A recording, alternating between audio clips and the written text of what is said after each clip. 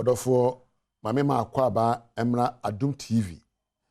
Jumedie we ye nkurahye jumedie na me amede ho chia me amegina wanim semre ni tekotego. Megiri se ho ye. Me mpa abo ne se wasode a wo hwe jumedie we no. Enhira eburo nhira so na beto agu abrabo so. Na yedie adware wo ne dai. Na mpo bebe abegina bia no wadwene be kenyan no hu se wo ye omama ode hye mapa. Ya wo de anam ntuo edi nkunimdie na nam. Medika akasa wabrabo ehye wo nsa.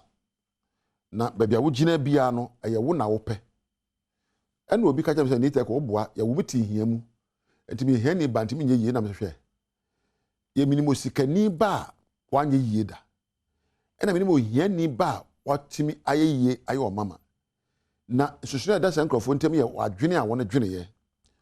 Onyankopon a obo me no mienu no onumpo ose obo me no e woni seso so. Na emra obeye wiase no odi kan adwene ose momma yenye na odwene woni timu momma yenyo na adwene odwene no eno gina so e de obeyo enti yembebre ena ya adwene aye ohia adwene ya adwene aye empo media meni anigie media me nkoso ena media abrabo mbeka hu bie sa adwene no ebubu abrabom. There are thoughts that will make you cripple in life. Because cripple, I mean, can't so sebita for that you be able to, but Emma, what dream of bubu? Na unko and him. I dream to say, media, where the unsem fata, where the one yet, where the unsem fata, where the minute be dinner, yo, Sanyin, I dream our dream. A Kenya tinker. And what think so a Kenya GDB, who say, send a me whom me offer. And I GD so and a Kenya empo.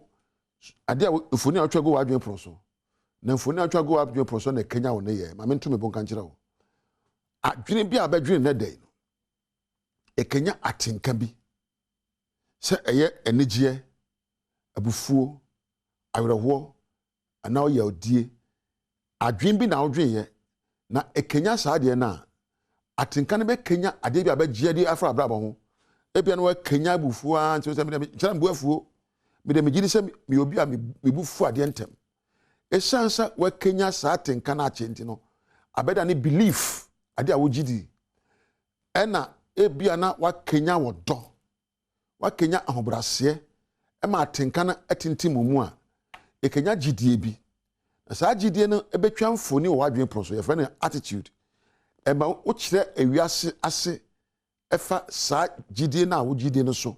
So your beliefs inform your attitude. Your beliefs inform the picture you have on your mind about your life and about life. And therefore, the picture you have about you and your life dictates your behavior. And to ne nyina so any emfoni a watwa gu adwen proso.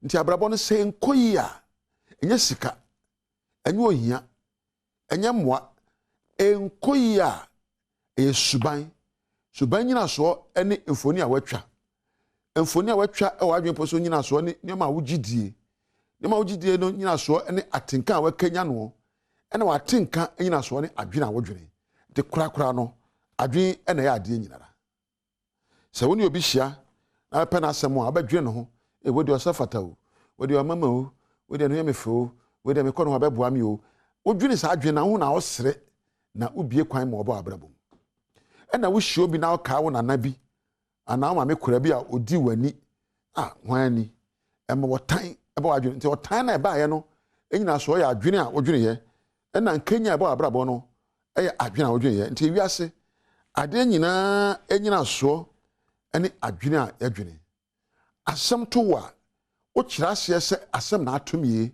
ye wa breni ye ebe Kenya atenka bi na atenka ne be Kenya gidie bi na gidie ne be Kenya ne ye bi. Nemo asem to na kasa asem na atomie na asem wo metimi asemu ayi bibia afrimu e de abi papa ebe Kenya atenka na Kenya suban na yakasa obi ebubra eso ani a one ne hwan. How can you live a fulfilled life? Mema onioma enan na meja hande. A fulfilled life celebrates the person and God.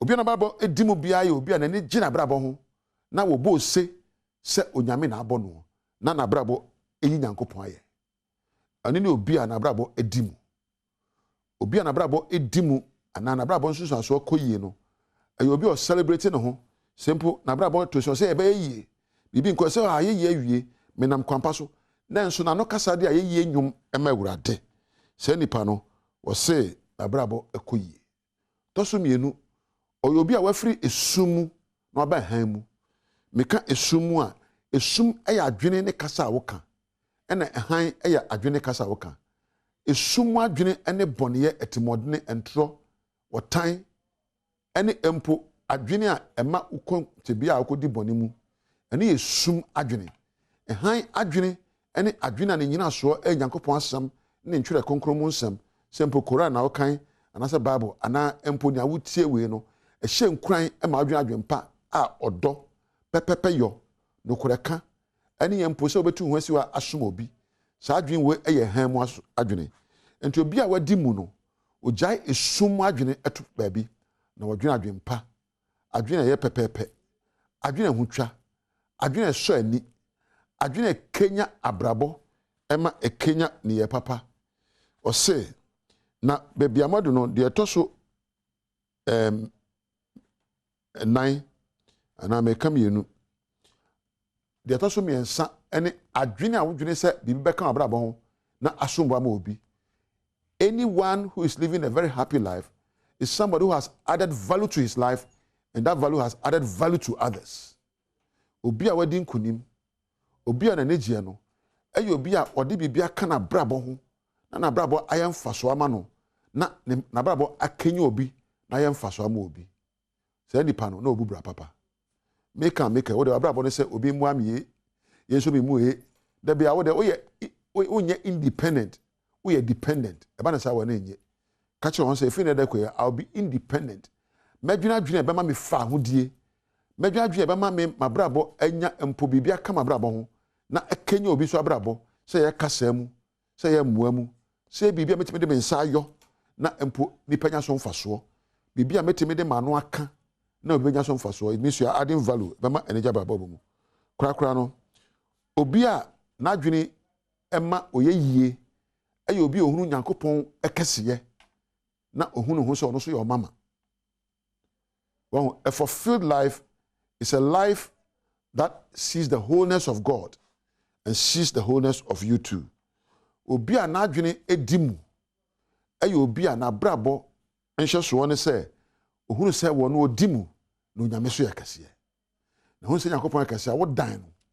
Na me hunu obi a wada Awurade a adesemo odi nisuo awura ne fie ne mpa so da se wodan omama wodan panimu bia wonda so ne pani no wodan wo bia se wonda so ne dan de pakoti dan Awurade na dan wa ho se me sefata me sombo ade nyina be wie payo amame a na gina me so ade nyina be ko nkunimdie amame a na gina ma adwa madwene so na titire no ne nyina so ne se me dan Awurade abusua ho na adan no adwen be na wodwene tibia wo mu bia no men nyina tibia no mu nwa adwen no ebia na wodi hia ebia na nkoyie men nyina enom anwene sɔde firi mu na adwen pa na hu sɛ wo kenya ho na hye ho nkran a sɛ de tie bia babo be koyie enyina ɔmam nkasa na yedio ene ekɔ anim o. Crisis will always be there, conflict will always occur. Indeed, our actions will bring consequences, but when our thoughts are right, our emotions become right. When our emotions are right, our beliefs are right. When our beliefs are right, our attitude becomes informed with the right beliefs, and it informs right behaviors. What you have in your mind, you produce. What you have in your thoughts becomes you. Until a man in a year, a wiase say ya, because I didn't be na me dwene abetime Kenya me ho, na ma hye ho kran, na me de ma dimu, na de nyina wie peyo ama me. Ya na Christopher Kitaka said, "Your team mu no, ososo de wo wiase. One or two mu." Eya adwene ati wo adwene ponso no, e na two mu. Enye nyame, wa adwene e na da ne nyame, e na wa adwene betime da ne obonsam. Wa adwene betime da ne konkron yo, wa adwene da ne beyi na abra wo ye ya ase. Adwene a wo dwene ne wo. Ti na da hwa adwene a wo dwene ye, na adwene fa kwampa so. Abusia. Onyame hira wate.